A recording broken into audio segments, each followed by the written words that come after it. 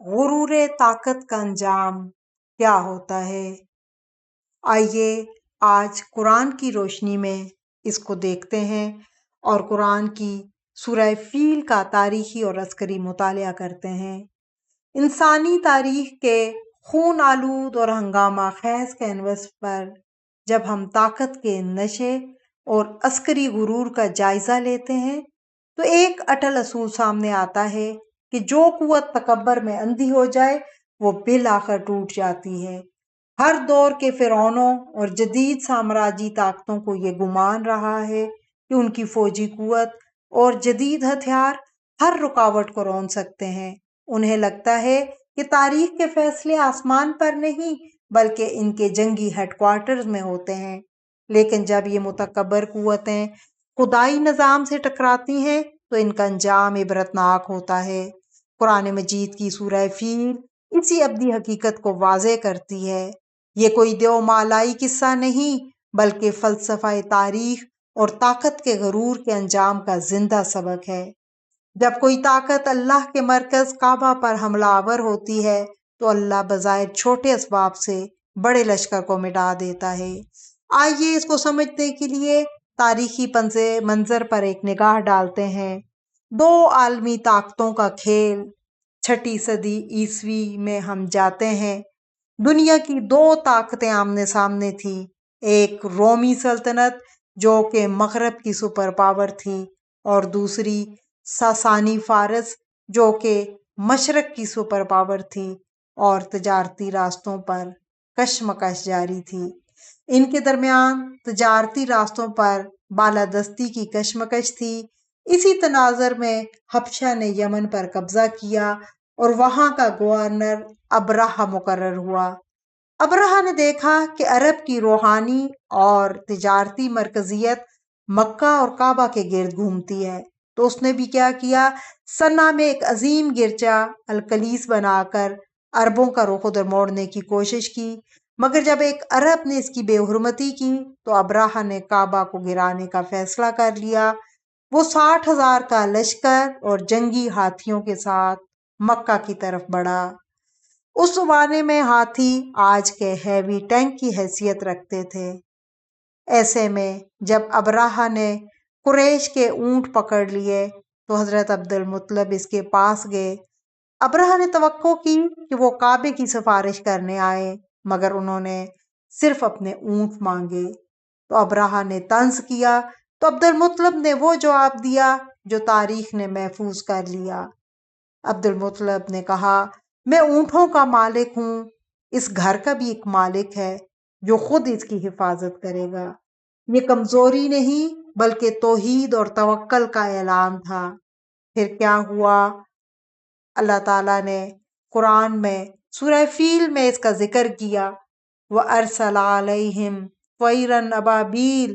اللہ تعالیٰ نے ان کے اوپر ایک پرندہ بھیجا اور پرندوں کے جھنڈ ابابیل جو ایک بہت چھوٹا پرندہ ہے، اور جھنڈ کے جھنڈ اللہ تعالیٰ نے بھیجے۔ یہ پرندے سمندر کی سمت سے آئے اور ان کے پاس کنکریاں تھیں انتہائی چھوٹی چھوٹی، اور حملہ انتہائی منظم ہوا۔ یہ ایک واضح ثبوت ہے کہ زمین کی بھاری فوج کے مقابل یہ ایک آسمانی حملہ تھا۔ پھر قرآن میں اللہ تعالیٰ کہتے ہیں، ترمیہم بحجارۃ من سجیل۔ کیا ہوا؟ اللہ تعالیٰ نے ان کے اوپر برسائیں پتھر کی کنکریاں، مٹی کی کنکریاں۔ سجیل کہتے ہیں پکی ہوئی سخت مٹی، اور تفسیری روایات کے مطابق کنکریاں لگتی بھی ہدف پر جا کر تھیں، اور جس کو لگتی تھی اس کا جسم گلنے لگتا تھا، اور بعض مورخین نے اس کو چیچک اور خسرہ کے پھیلاؤ کا ذکر کیا ہے۔ بہرحال قرآن اصل بیان پہ توجہ دیتا ہے، اور اللہ نے اس طرح سے غیر معمولی طریقے سے لشکر کو تباہ کر دیا، اور ابرہہ راستے میں خود بھی اسی بیماری سے گل سڑ کر ہلاک ہو گیا۔ اسی لیے اللہ تعالیٰ قرآن میں کہتے ہیں، فجعلہم کعصف معقول، پس جعلہم کر دیا انہیں، کا مانند عصف معقول، کھایا ہوا چبایا ہوا بھوسا جو ہوتا ہے۔ یہ صرف شکست نہیں بلکہ مکمل ذلت کی ایک تصویر ہے، ایک سپر پاور کا عبرت ناک انجام جو طاقت کے نشے میں اپنے انجام کو بھول گئی تھی۔ سورہ فیل ہمیں 3 بڑے اصول سکھاتی ہے۔ سب سے پہلے، طاقت کا غرور ضرور ٹوٹتا ہے، مادی قوتیں کبھی مطلق نہیں ہوتی۔ ہر دور کے فرعون یہی سمجھتے رہے کہ وہ خدا ہے۔ فرعون نے بھی یہی دعویٰ کیا تھا۔ حضرت موسیٰ سے کہا، تم کس خدا کی بات کرتے ہو؟ میں سب سے بڑا بادشاہ ہوں، میں سب سے بڑا رب ہوں۔ نمرود نے بھی یہی کہا تھا حضرت ابراہیم کو، تمہارے خدا کی کیا خاص بات ہے؟ جب حضرت ابراہیم نے کہا، میرا رب وہ ہے جو زندہ بھی کرتا ہے اور موت بھی دیتا ہے، تو نمرود نے ایک شخص جس کی پھانسی کا حکم ہونا تھا اس کو چھوڑ دیا اور دربار میں ایک شخص کو کھڑے ہوئے مار دیا اور کہا، یہ کام تو میں بھی کر سکتا ہوں۔ لیکن اللہ تعالیٰ نے نمرود کو ایک حقیر مچھر کے ذریعے سے انجام تک پہنچایا۔ اس لیے اللہ تعالیٰ کہتے ہیں، چھوٹے اسباب بڑے بڑے نظاموں کو تباہ کر دیتے ہیں۔ کنکری بمقابلہ ہاتھی، یہ ہر دور میں جاری ہے اور یہ اللہ کی سنت ہے۔ اللہ تعالیٰ ہمیشہ چھوٹی چیز سے، چھوٹے اسباب سے بڑی بڑی قوتوں کو برباد کر دیتا ہے۔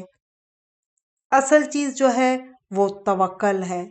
عبد المطلب کا رویہ مایوسی نہیں بلکہ توحید پر مبنی حکمت کی ایک مثال ہے۔ سورہ فیل کا اگر ہم فلسفہ دیکھیں اور تاریخ سے اس کا خلاصہ دیکھتے ہیں تو اللہ چھوٹی چیزوں سے بڑے لشکروں کو شکست دیتا آیا ہے۔ طاقت کا تکبر تباہی لاتا ہے اور اللہ پر توکل، بھروسہ حکمت ہے، یہ کمزوری نہیں۔ یہ سورہ فیل کوئی دیو مالائی قصہ نہیں ہے، یہ فلسفہ، تاریخ اور طاقت کے غرور کا انجام اس کا ایک زندہ سبق ہے جو ہر دور میں تازہ رہتا ہے۔ یہ سبق آج بھی زندہ ہے۔ جب کوئی طاقت اللہ کے مرکز پر حملہ آور ہوتی ہے تو اللہ تعالیٰ بظاہر چھوٹے اسباب سے بڑے لشکر کو مٹا دیتا ہے۔ تاریخ کے فیصلے جنگی ہیڈ کوارٹرز میں نہیں، آسمان پر ہوتے ہیں۔